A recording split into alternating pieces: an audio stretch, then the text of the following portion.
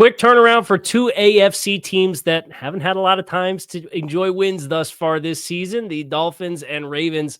Thursday night football, Locked On Dolphins, Locked On Ravens. Crossover Thursday here on the Locked On Network. It's coming your way.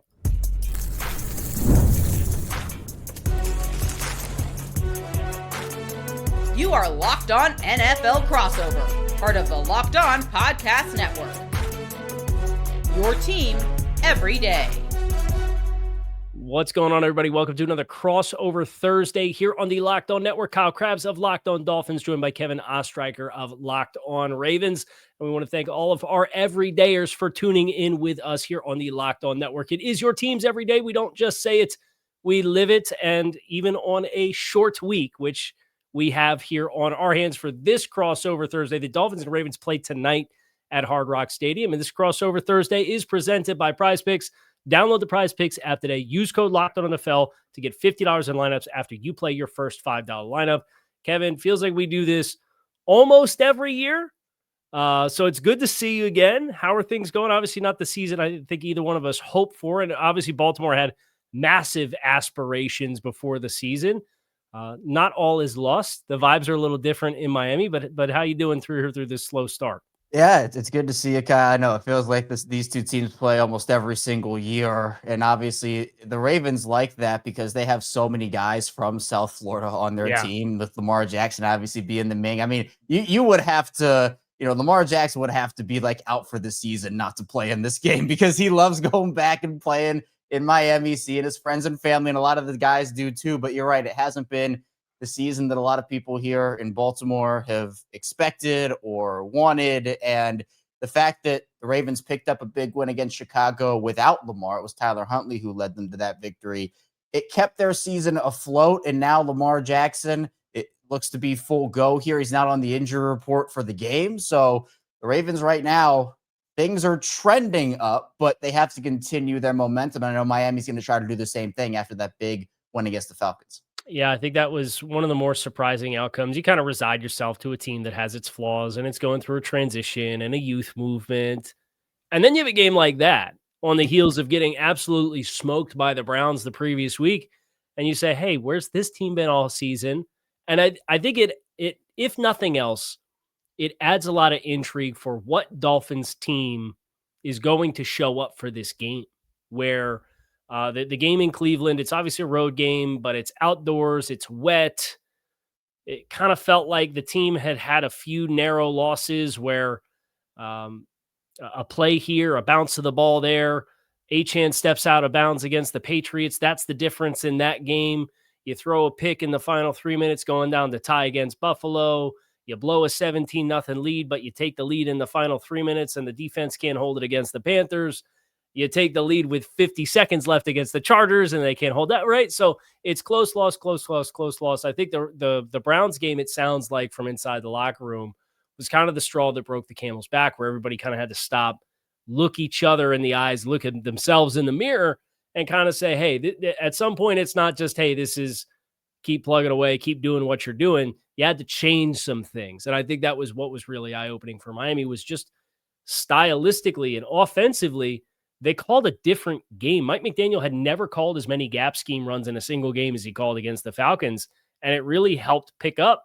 And I think that's one of the interesting things about this matchup, where obviously Baltimore, when they have the ball, they should feel great about their chances to move the ball. But Baltimore on the defensive line, Nnamdi might have week banged up or on injured reserve. That the vibes on that injury, I don't know what you know or don't know about it, but for me, just trying to keep tabs on it, John Harbaugh has been very negatively cryptic about it. And then the trade of Odafe Owe. So lots of storylines, I guess, on that Ravens defensive line. I'd love to hear you kind of dig into a little bit. Yeah, Nnamdi's injury is certainly a scary one. I mean, whenever you hear neck injury, and it's very cryptic, like you said, and essentially John Harbaugh's kind of outlined that he would rather Nnamdi talk about it than him. Yeah. He doesn't want to, disclose anything there. That always gets you nervous, and not even just from a football perspective, but for Nnamdi as a human and just his life. I mean, neck injuries are nothing to mess around with, not just from a sports perspective, but they can severely impact your life. So I'm hoping Nnamdi's okay there, but Kyle, is still the Ravens sack leader, and he hasn't played since week 2.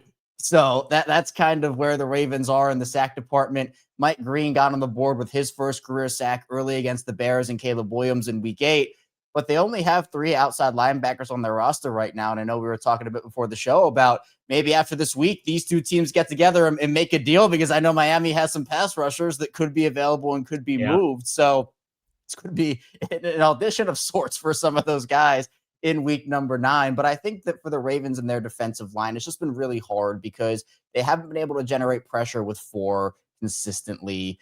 And they also weren't able to do it blitzing. But I think what we saw from Zach Orr in week number 8, they had the bye week, and something that Zach Orr said was they were really working on their pressure looks, their blitzes, and we saw them be a lot more aggressive against the Bears in week number 8, where they were rattling Caleb Williams. They only had 1 sack in the box score, but there were multiple intentional grounding penalties. They were making Caleb Williams move around in the pocket and getting quick pressure on him that forced him to make some tough decisions and tough throws. Nate Wiggins is able to pick off Caleb Williams and force a turnover, which the Ravens have barely been able to do this season. So the D-line for them, it's going to be about manufacturing pressure. Guys like Travis Jones can win very quickly. Mike Green can win very quickly. Kyle Van Noy, who seems like the ageless wonder over there in Baltimore right now. I know Dolphin legend, I guess, right? Yeah, I love Kyle. It was a short stint, but I love Kyle. He's a good player. I mean, he came off the couch 2 years ago for the Ravens, and he's still making plays. So they still have a long way to go. I think, look, the win against the Bears was impressive. To me, it gave me a lot of confidence that, especially with their schedule softening up, they can make a run. But they have a Dolphins team that, again, is coming off an impressive win against the Falcons. But both these teams, like you mentioned, don't really have enough time to celebrate this, because you got to turn around on a short week. And defensively, that's kind of been the key for the Ravens, where even just getting stops on first down is going to be important for them. And for the Ravens' run defense this season, they've improved it, but they're still 26th in the league in terms of yards per attempt given up at 6.7. So you don't want to let, AJ and all these guys get going early. You want to be able to put the Dolphins into second and long, third and long situations. We're going to probably get to that in terms of keys and other storylines to watch later in the show. But Baltimore's defensive line, it's guys like John Jenkins, who was kind of an unsung veteran hero in that group. Tavius Robinson, unfortunately, he is on IR with a broken foot, so they're having to turn to guys like a David Ojabo, who has been disappointing so far, unfortunately, with the injury situation coming out of college at Michigan and other things as well. So I'm curious, because I know, Kyle, for Tua in particular, it's been a little bit of a journey this season for him, trying to figure out things. I know he's had high turnover game. You mentioned that Browns game being the game that kind of got everybody woken up and said, hey, we really got to fix things here. But what was the biggest shift for Tua in the Falcons game compared to what we had seen earlier? And how can he continue his momentum against the Baltimore defense that still is trying to figure some things out, but is starting to stack some positive momentum? Yeah, I think the big adjustment has been life without Tyreek Hill. The way that teams uniquely have approached the Dolphins, it's almost like teams had their regular game plans, and then, hey, we're playing Miami with Tyreek Hill and Jaylen Waddle. The template is out there on how to play them to minimize the explosive games and how you want to kind of play that game.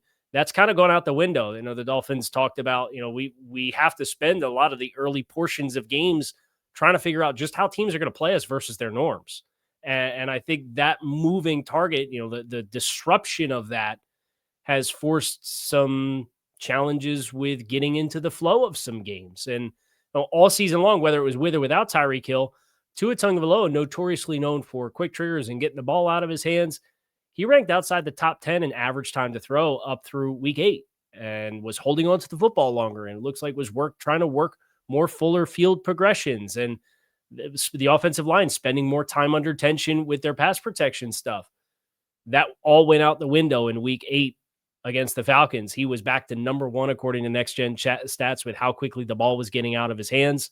There was a little bit more aggressiveness as far as quicker throws, but also throws that attacked further down the field. And a lot of that was spurred on by some of their play action passing stuff and how they were able to get some middle of the field closed coverage instead of playing too high shells, and then being able to cut things across the middle. And it just ends up, you never know uniquely how teams are going to try to take the speed and put the lid on the offense, or if they're going to, when the Dolphins go heavy and go 6 offensive linemen, which they did in the first time in Mike McDaniel's tenure as the head coach of the team last week, it yielded results on the ground, which then changed the coverage shell and they were able to really capitalize on the overplay in that regard. So Miami's ability to dictate on early, you talk about early downs and early down successes. And I expect Miami's going to be maybe a little bit more conservative in this game to try to run the ball to get some of those, even if they're neutral gains, the 3-4 yard varieties as compared to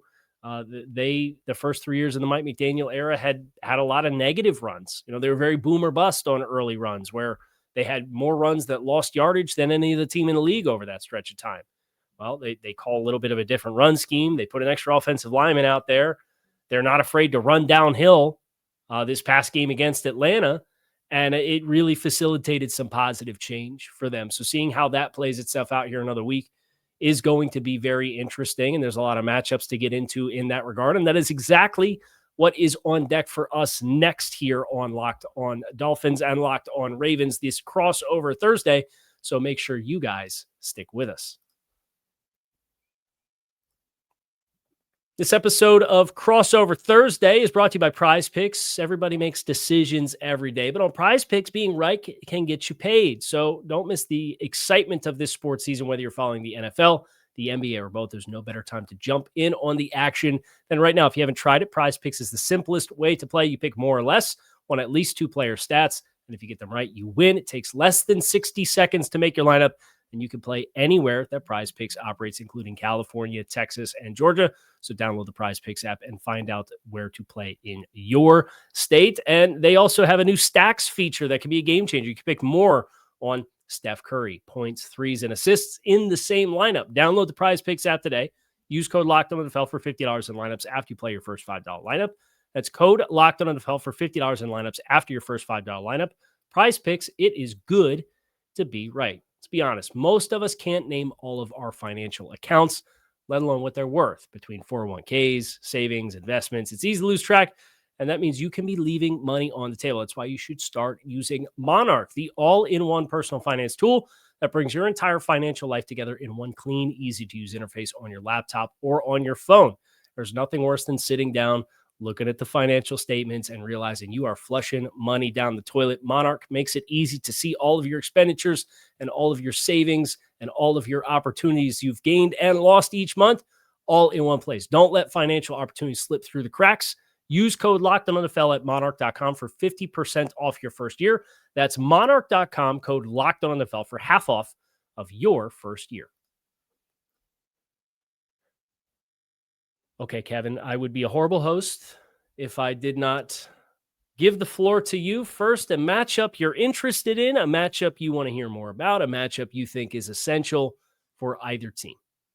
Yeah, well, it's interesting because we know, Kyle, the Ravens, they face off against the Steelers twice per season in the AFC North, and a player that was a big part of their defense for past handful of seasons was Minkah Fitzpatrick. Now, Minkah, he's a guy that I believe could have some level of, influence on how this Dolphins defense plays. And I'm curious, based off with Minkah and without Minkah, what has the shift been in terms of system and scheme? Because look, we know who the D coordinator is in Miami too. It's Mr. Anthony Weaver, who spent time with the Ravens. That system was a hot, even head coach candidate for a time. Miami gets him in as the defensive coordinator. So to me, I think it's kind of like the difference in shift. So I'm not going to start with necessarily a player matchup. I'm going to start with Anthony Weaver versus Todd Monken, the Ravens offensive coordinator, because I think that's one, especially with what we saw from this Ravens offense on Sunday against the Bears, where I just think things made a lot more sense. And I know that sounds super simple. Like, what do you mean it makes sense? Well, there have been situations personnel-wise this year where it's 3rd and 1, and you have Derrick Henry, and you have Justice Hill in the backfield. You run a tight end sneak with Mark Andrews. There was a goal line sequence in the Rams game in week 6 where they had 3 players in the 1 yard line, and they ran 2 tight end sneaks with Mark Andrews. And you're just like, well, you have Derrick Henry, and you're not using him. And it just felt like things made sense. And they got Zay Flowers, that he's been involved all season, but really working him in and letting him set a tone early. I'm curious because of what Monken has shown he can do over the first couple of years with the Ravens. And while this year has not been as good for Todd Monken in terms of consistency, they've still been a high point defense, or a high point offense, with Lamar Jackson in there. I mean, they put up 37 plus or 30 plus in each of their first 3 games before Lamar went out. So that Todd Monken versus Anthony Weaver, because that could be the start. That could be the tone setter is, let's say the Ravens do get the ball first in this game. Maybe Miami wins and they defer. If the Ravens don't get points on that first drive or Miami forces a punt early, that could potentially set a tone for both teams. So I'm curious about your thoughts about the Todd Monken versus Anthony Weaver matchup and how Weaver can deploy some of those players against the Ravens in your eyes. Yeah, I think specifically with Minkah, he's been the eraser for whatever injuries have happened on any given week. And that's been a lot of nickel. And especially they were down to like their fifth option in the nickel here just a couple weeks ago, whether it was Cater Kohu, and then it was Mike Hilton, and then it was Jason Marshall, and then Jason Marshall has a hamstring and goes on IR week 3.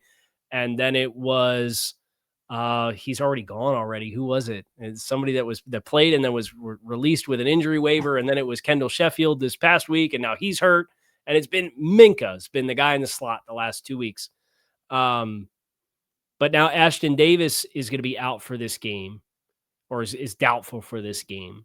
And it sounds like Jason Marshall, their rookie, 5th-round rookie, has a decent chance to be back this week. So I think Minkah can be back to being that player that he has always aspired to be. And Pittsburgh did a pretty good job of at times, which was having him rotate around. And the Dolphins, when they're at their best, and when they were at their best last year under Weaver, you see a lot of exotic coverage rotations to kind of show a pre-snap shell or maybe show man, but then you get to a non-traditional Tampa 2. Or you rotate to cover 3 from a press look, and you invert who's at what structure to start and where they roll down or who's bailing out. So I think Minkah being free in that regard is the guy who's the communicator and ties everything else together in the back end. Him being a little bit more free to not be in the nickel is really important. There was a couple of miscommunications late in the Chargers game that led to Minkah playing in that spot, not being familiar with that spot. So he's hearing calls on the back end that he's used to associating with something in particular, but it means something different in the slot. So I think that can help their coverage communication in particular. But the Weaver-Monken matchup, I think, is really fascinating because obviously Baltimore getting back Patrick Ricard is no small potatoes, right? He's a dude. And I think Derrick Henry is averaging like 2/3 of a yard more before contact when Ricard is on the field versus when he's off the field in his Ravens career. Like, that's how big of a difference that can make at times. And I already saw him running people over in the Chicago game. It was like, oh boy, I can't wait till we get signed up for this one. So I think when Miami has a chance to get into their odd front base when Baltimore loads up, I think that's where they probably match up best against Baltimore. So I'll be really interested. Does Monken go with more 12 or 11 personnel to try to facilitate the sub package groups? And what's Miami's answer there? Who is in the nickel? If Ashton Davis is out, is that Jason Marshall? Does that get a big bullseye on his back if he's activated and put on the 53 in time for this game? So I think that's the chess match. Some of the chess match, I think, will be the personnel stuff, because I think as Miami's young interior has gelled, it has kind of given them a strength when they can go 3 down and then play their 2 rush linebackers outside of it. So I'll be really fascinated to see that. Explosive plays in the run game have kind of been the backbreaker for the past month. In October, it was Carolina had a bunch of them. The Chargers had a handful of them. Everybody ran pin and pull against Miami and had success getting gouges in the C gaps. The Browns caught 1 explosive play, and that was it. And that was unfortunately all that they needed. But they kept the lid on Bijan Robinson impressively. So how does Baltimore choose to? Do they want to add extra depth to the front? Do they want to rely on their offensive line and kind of attack those sub-package players for Miami? Yeah, it's going to be really interesting because you're right. I mean, Ricard, I think, just gives the entire offense a confidence boost. And you can tell, like, the physicality just went up to a whole different level with him out there. And I think despite the fact that, Baltimore's record is what it is at 2-5, even with Lamar not being in there for 2 games, I mean, this is still the best rushing offense in the NFL in terms of yards per carry right now. They're averaging 5.3 on the season, and they're able to put themselves, and, I kind of we talked about it in the first part of the show about keeping both teams, if you're the defense, behind the sticks and making sure you got 2nd and long, 3rd and long situations. Baltimore's really good with especially Derrick Henry and Ricard out there, just picking up like 4 yards on first down, 5 yards on first down. And that's such a difference. I think it's kind of an underrated aspect of a game where if you're 2nd and 9, 2nd and 8, 2nd and 10 the whole game, it puts you in so many different not great situations where you have to call your system or your offense differently. For Baltimore, I mean, they can just go 5 yards on first down, 4 yards on second down, 3rd and 1, run with Henry, and there's a first down. So I think that matchup is going to be intriguing. Obviously, up front, Baltimore's offensive line has had certain struggles this season, the guard spots in particular. Daniel Falele and Andrew Voorhees both grading out pretty low in terms of guards across the league right now. And that there's a lot of Ravens fans right now that want them to trade for Kevin Zeitler, who's in Tennessee right now, bring him back and plug him in there, because I think you've even seen Roger Rosengarten regress a bit from his rookie season. Ronnie Stanley has been pretty solid when he's been in there, but he's had to leave games with injuries, and he's been kind of in and out of the lineup this season. So,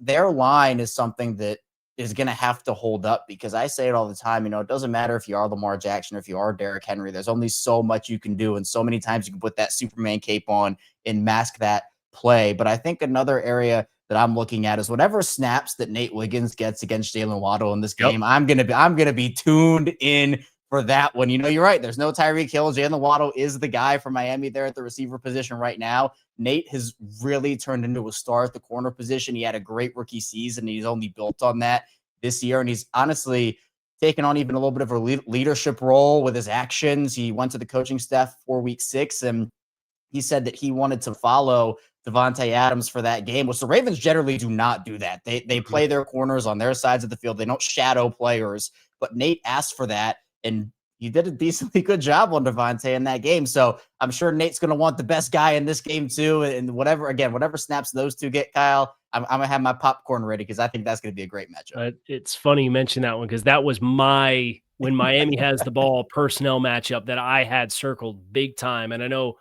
Baltimore has a fairly high cover one and man coverage matrix relative to some of the other teams across the NFL with how high they run man coverage. And that's been where I think Waddle has a top 6 yards per route run versus man coverage metric in the NFL this season. So it's kind of strength on strength and good on good.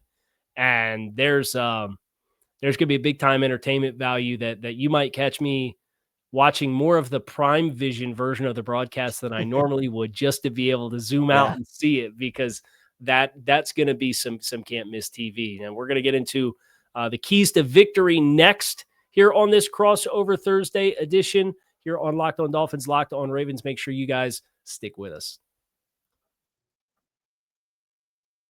Mazda crafts cars for those who do more than simply move. Mazda delivers confidence with every ride, including more IIHS Top Safety Pick Plus awards than anyone else as of August 2025. From footwork to breathwork, athletes sweat every detail. Fans will be sweating this game and all of the details that we are breaking down here on the show.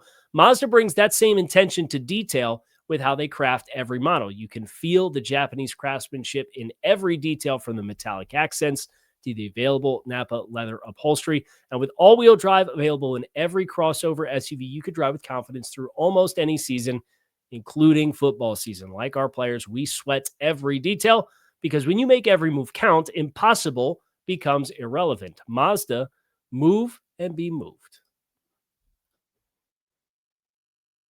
So as we do on these crossovers, 3 keys to victory for each team. It sounds like we're going to share one, which is first down success rate on defense and offense, and who wins that battle, because that's absolutely on my list. What else, Kevin, is on your list for the keys to victory here for Baltimore? Yeah, I'm going to stick with some down success rate and say 3rd down for Baltimore, especially defensively, is going to be key. You need to get Miami off of the field.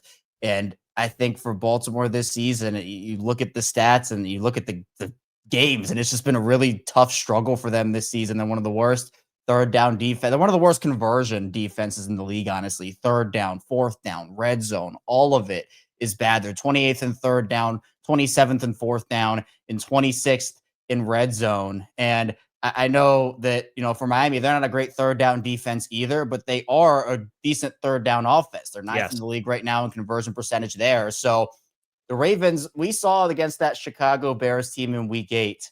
The Bears held the ball in the first quarter for 12 and a half minutes. The Ravens ran 3 plays, and part of that was because the Ravens run a bend, don't break style of defense. And that's my second key is you have to bend but not break. For the majority of the season, they've been bending and breaking. It's been bad. So what they did against the Bears, and this is what, if the Dolphins start to drive a little bit, especially early, this is what needs to happen. The Ravens, they need to limit the Dolphins to field goals. The Bears drove down the field twice on their first 2 possessions. The Ravens limited them to 2 kicks, 2 field goals. And so part of that is the Ravens, they're never going to let you beat them deep. I know with this Miami offense, if it had Tyreek Hill, it'd be even more of a conversation. But, you rarely see those like 60-yard over the top of the defense throws for touchdowns because the Ravens let you take the short and intermediate stuff, work your way down the field a little bit if it comes down to it. But then right around the 30 or 20 of their own, they start to tighten up. And that's what I think they have to do here is limit the Dolphins to a kick on every possession, or at least as close to it as you can get. I think that's the second key for me, because if you bend, don't break, you have a good chance, especially with Lamar Jackson back at the helm. And then finally, I would say get the tight ends involved in this game. Isaiah Likely, he's back from his foot injury. He's had kind of a slow start to the season. Zay Flowers has been, I mentioned it, the guy for them in terms of target share, yard share. I mean, on the year, Flowers has 55 targets. The next closest is Mark Andrews with 30. Yards wise, it's 486 for Zay. The next closest is Mark with 208. So Zay has more than double the yards, almost triple that any other Ravens receiver has. So I think Zay is going to get his in this game. It's in some way, shape, or form, but it's going to be about involving others and maybe having a big Mark Andrews game or a big Isaiah Likely game on top of it. And I think if you can run effectively on first down, which also fits into this, 2nd and 5, 2nd and 4, 2nd and 3, it will force Miami to adjust personnel, to bring guys up in the box. And those linebackers, they're going to step up. If there's a play action fake, if they are running the ball effectively, to try to get that step.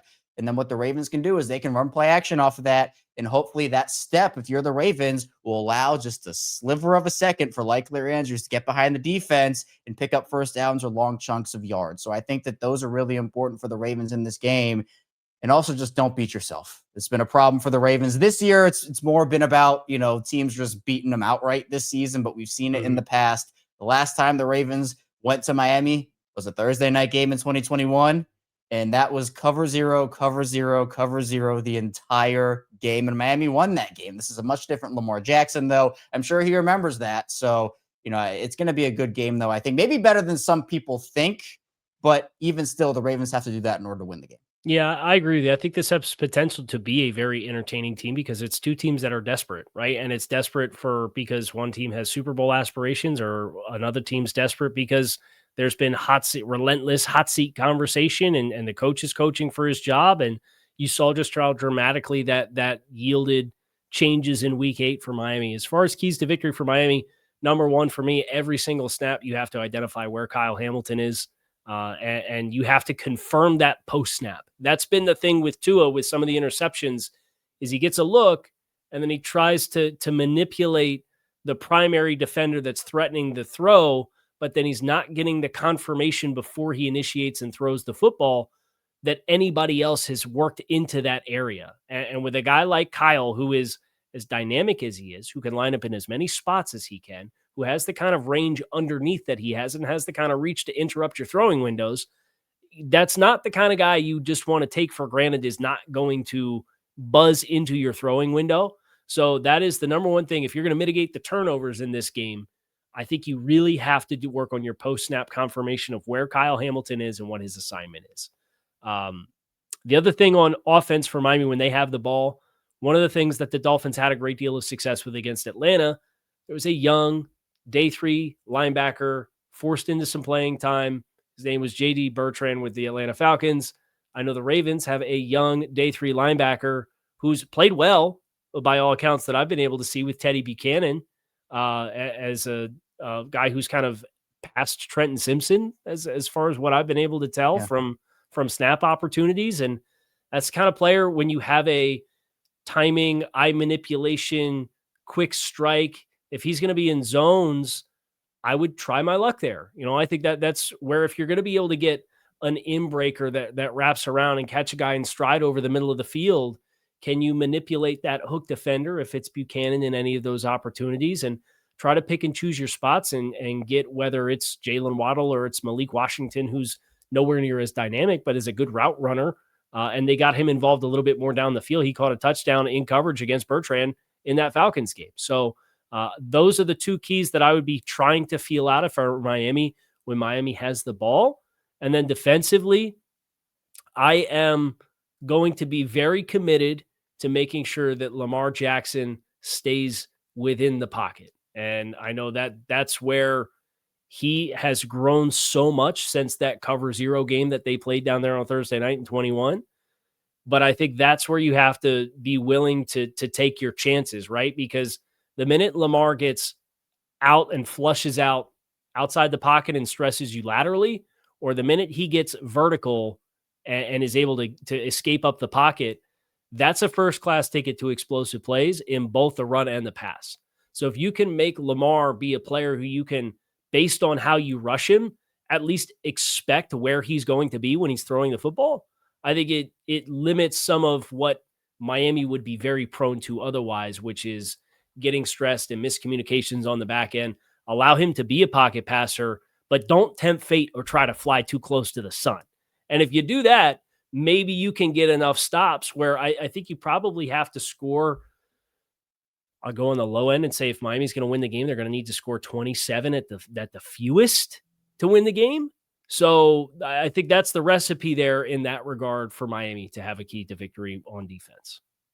Yeah, there's a lot. And I think that for Lamar, just he has so many good things that he does throughout the entire course of a game. And, him in the pocket, he loves just sitting back there, going through his reads and dicing you up that way. But the other part of his game, like you mentioned, is the fact that, if he does escape and, it's like you have him for example, like Jalen Phillips, he's right there for a sack and Lamar, all of a sudden he evades him and then he's moving out of the pocket. Secondary can only cover for so long. So it's like, all right, you have to do something. I mean, it's essentially the same thing as saying, for an offense, you want to take away something from an offense, right? Whether it's the run game or the pass game, you want to limit them so they don't have everything available to them. Lamar Jackson still is unreal as a pocket passer. That to me is one of the best parts of his game alongside so many other things.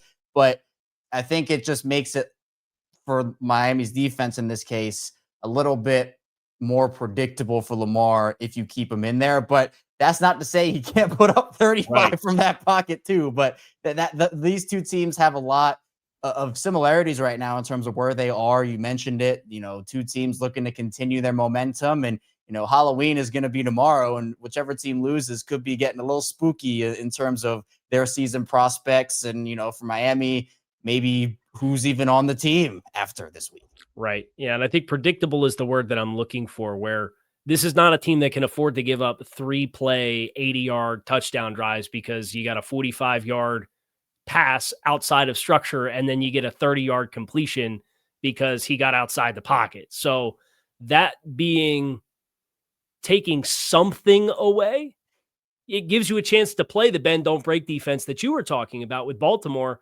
And Miami has kind of been aspired to be that same ideology, and it wasn't very successful in the first month of the season, but it's kind of come around a little bit. So should be a really fun matchup between these two teams. Kevin will have you covered after the game. I will have you covered on Locked On Dolphins after the game. So Locked On Dolphins, Locked On Ravens. It is your team every day. We appreciate you guys, as always, for checking out this crossover episode. All of your favorite teams here on the Locked On Network, your teams every day. We appreciate you for checking out the show, and we hope that you enjoy Thursday Night Football, and we'll talk to you all again soon.